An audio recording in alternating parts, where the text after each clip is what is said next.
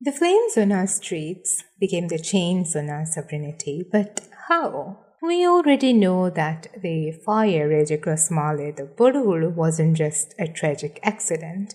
It was a calculated act of sabotage. The flames were not only aimed at homes and shops, but at the throne. This was a message to Sultan Muinuddin II, Khidhumaiykuraa. It was as if they were telling him that he did not rule them anymore.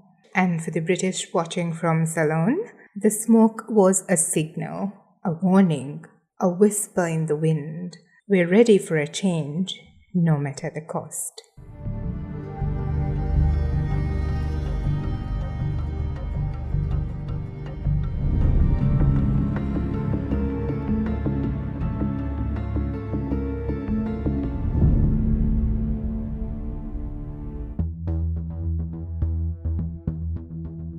In 1887, cloaked in fancy promises of quote-unquote protection, the British stepped forward.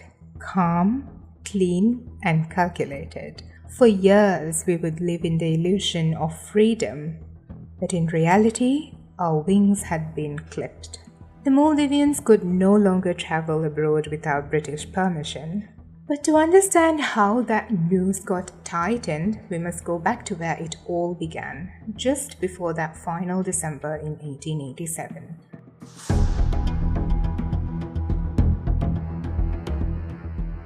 Even before the agreement was signed, the Maldives had already been paying tribute to the British in Ceylon, as well as to the Ali Raja of Kannur. The British had been circling us for a while. But after Borhulu, they finally found their excuse. They presented themselves as guardians, offering to protect us from European rivals like France. But behind those soft-spoken offers were cold imperial intentions.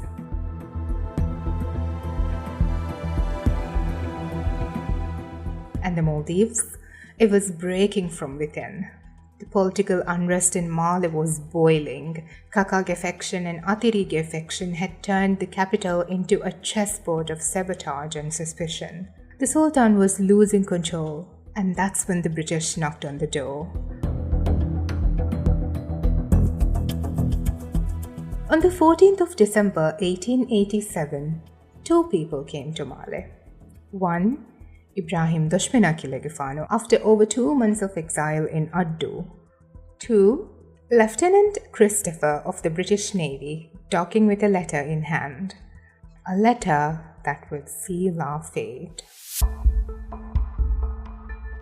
It was the draft of the British Protectorate Agreement, or letter to be more exact. Lieutenant Christopher handed it to the Sultan, who then passed it to a translator from Ceylon, Abdul Karim Mudliar, a good friend of Ibrahim Dushmana Kaleyfaanu.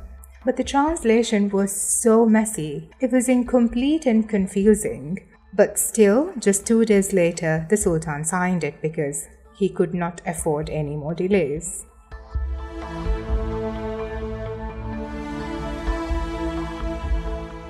Now, Ibrahim Dushmana Kaleyfaanu returned from his exile, and he was kept close to the Sultan, but he was not trusted. He was too powerful, too rich. The Brits were his close friends, and on top of that, he was married to Manduge Goma, Nuruddin Bandarang's sister and Khidhumaiykuraa aunt, so they couldn't just sideline him. And then came the 16th of December 1887, the day the Maldives officially became a British protectorate. The Sultan didn't have a choice. It was said that a British ship was anchored just off the coast, ready to open fire if he hesitated. And the letter? It was in English, not Arabic, not Dhivehi. It was not the language of our people. It was colonial ink, written by another hand. The agreement was simple and severe.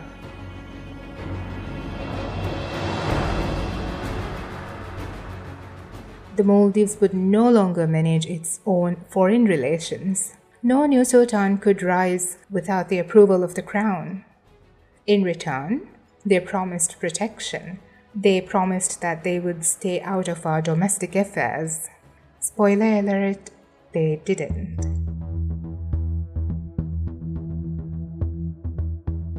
The Sultan had consulted some of his closest advisors before signing, including Nuruddin Bandarang and Nabututu, the Arabic scribe. Nabututu was a brave man. He refused to translate or even write the letter, not even under threats of death. "This is wrong," he said, and he walked away. But the British weren't done. On the 10th of March 1888, Commissioner G.K. Hall arrived in Mali trying to gain permission for Ibrahim Dushmana Kaleyfaanu to travel to Ceylon. Prime Minister Mohamed Kaleyfaanu stood firm. He saw the danger. If Ibrahim Dushmana Kaleyfaanu left, he feared what might come back. He convinced the Sultan to deny the request for now. But pressure built. Eventually, the Sultan had to give in. And by the 26th of March 1888, Ibrahim Dushmana Kaleyfaanu left for Ceylon. He wasn't going there to rest. He was going to plot, to reclaim. His goal was to free the Boduhulu exiles, regain power, and rewrite the rules.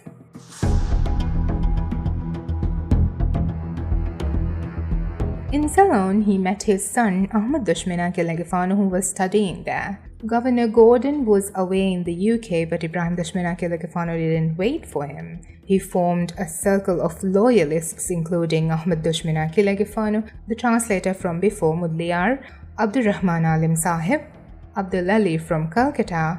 They all gathered under the roof of Karimji Jaufarji. The name seems familiar because in the last episode we talked about him. He was the very man whose shop had burned in Boduhulu, the only guy who agreed to Ibrahim Dushmana Kaleyfaanu's plans. By the time Governor Gordon returned to Ceylon, Ibrahim Dushmana Kaleyfaanu had written a letter to him dated 2nd of August 1888. In it, he demanded justice, a full investigation into the fire, and a new path for the Maldives.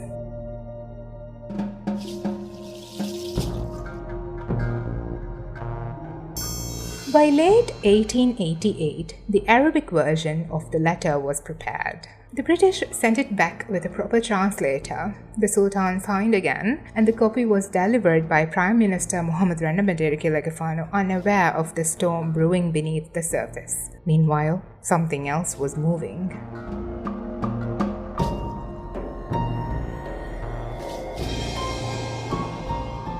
In December 1888, the British sent Ibrahim Dushmana Kaleyfaanu, Ahmad Dushmana Kaleyfaanu, and translator Mudliar back to Mali. They visited Sultan Kudu Bandarang and then Nuruddin Bandarang, and suddenly everything changed. The Sultan was forced to step down. Nuruddin Bandarang took the throne once more. Ibrahim Dushmana Kaleyfaanu was reappointed as Prime Minister. Kudu Bandarang was quietly removed to Manduge. And just like that, the old guard returned. In early 1889, the Boduhulu exiles were brought back and placed into the new government. Back in Ceylon, Mohamed Kaleyfaanu, unaware of the political shift, delivered the Arabic Protectorate letter. And when he returned to Mali, he was not welcomed anymore. He was exiled to Kashidu. He was taken to Kashidu directly from his ship, not allowed to even step on Mali soil. And in Kashidu, things turned very brutal for him. He was tortured. Eventually, he escaped to Maliko.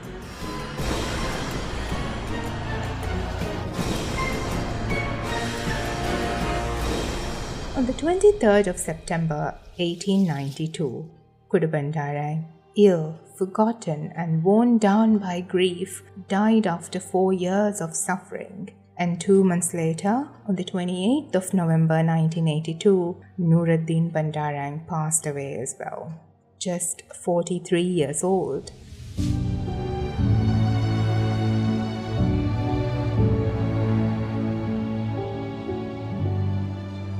Ibrahim Dushmana Kaleyfaanu stood strong. He would go on to serve 3 more kings as Prime Minister, a man forged in fire and exile who walked through every twist of this tangled tale. The fire that began in 1886 never really went out. It just changed shape. And its flickering shadows, it shaped us. It shaped our leaders, our loyalties, and the very idea of what it meant to be Maldivian.